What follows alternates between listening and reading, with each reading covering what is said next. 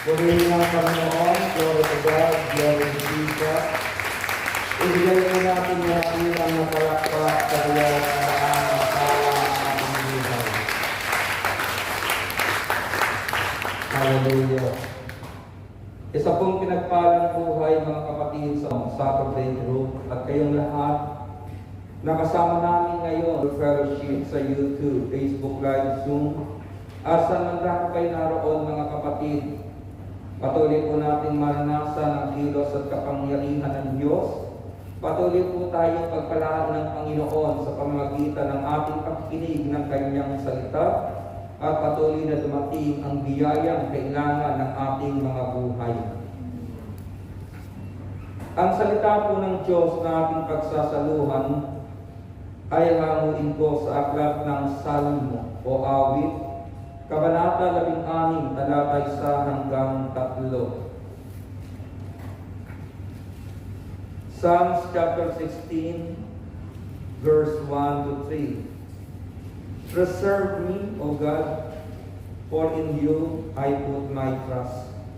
O my soul, you have said to the Lord, you are my Lord. My goodness is nothing apart from you. As for the saints who are on the earth, they are the excellent ones, in whom is all my delight. O Diyos, ako'y ingatan mo, ingatan ang iyong lingkod. Ang hangad ko ay maligtas, kaya sa iyo dumudulog. Ikaw aking Panginoon, ang wika ko sa aking Diyos. Kabutihang tinanggap ko ay ikaw ang nagkaloob. Mga lingkod ng Panginoon ay dakilat marangal. Ligaya na ng sarili ang sila ay makapisan. Mga kapatid, sa Panginoon ang salita ng Diyos. Glory to God, glory to Jesus. Pwede na po kayo magsiupo mga kapatid sa presensya ng Diyos na buhay. At patuloy po natin pasasalamatan ng Panginoon. Muli ibinigay sa atin ang isang mainam na panahon, mainam na pagkakataon upang ang kanyang salita ay patuloy na dumating sa ating puso at patuloy po natin maranasan ang kilos ng kanyang kapangyarihan at maranasan sa pamamagitan ng kanyang salita, naghahatid siya ng kaaliwan ng ating puso, katiwasayan ng ating isipan, kalakasan, kalusugan, kagalingan ng pisikal nating katawan, at ang pangangailangan ng ating mga bulsa at material na buhay ay inihahatid din ng Panginoon sa pamamagitan ng salitang dumarating sa atin. Kaya habang nakikinig po tayo ng salita ng Diyos, kinukumpleto tayo ng Panginoon. Habang tayo dumadalong sa gawain ito, binubuo po ng Diyos ang ating pagkatao, binubuo po ng Diyos ang takbo ng isipan natin, binubuo po ng Diyos ang pananaw natin sa buhay.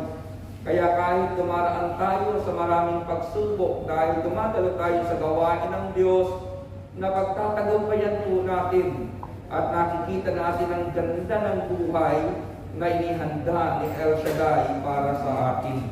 Amen. Ang tapos po mga kapatid ay final conclusion ng tema ng aking pangangaral sa loob ng isang linggong ito. Yung mga kapatid po natin sa YouTube, Zoom, Facebook Live, na araw-araw ay sumusunod sa preaching, maaari pong nasusundan ninyo na ang tema po ng aking pangangaral sa loob ng isang linggo ay tungkol sa tinatawag na fellowship, pagtitipon, pagsasama ng mga mananampalataya. Nagbigay po sa akin ng inspiration ng ganitong tema sapagkat nung araw ng Lunes, celebrate po ng Monday Group ang 29-year anniversary ng gawain ng Panginoon. At ang araw ng Martes, nag-30th anniversary din ang mga kapatid natin ng Tuesday Group.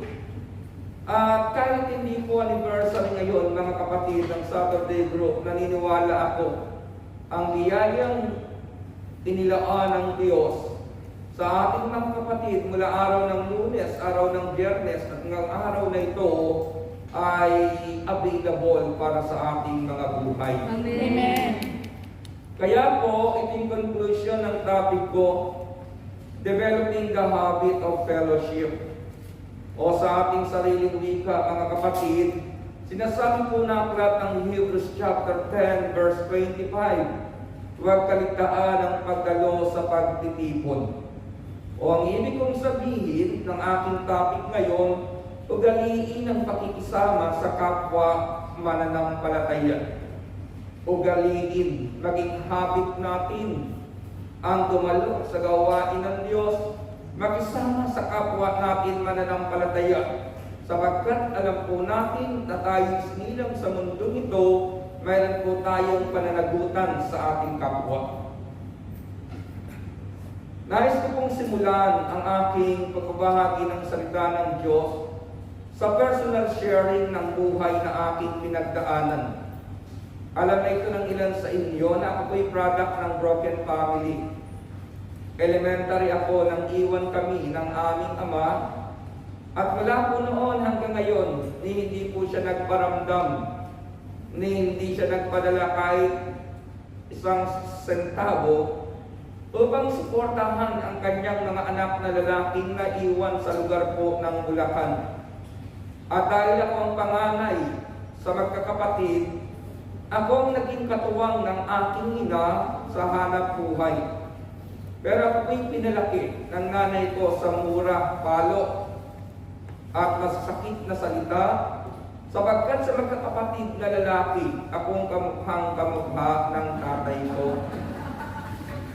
Kaya siguro yung sama ng loob na hindi na ilabas, sa akin po inilabas, bagamat ako'y katuwang ng aking ina sa hanap buhay.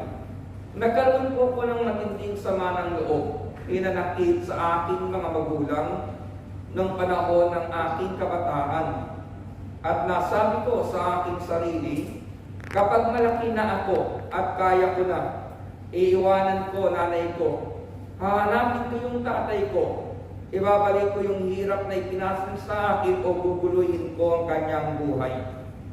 Pero salamat sa Diyos, mga kapatid, natawag po ako ng Panginoon sa gawain ito. Naakay ako ng isa naming naging coordinator sa lugar po ng Bulacan upang dumalo sa pagtitipong ito.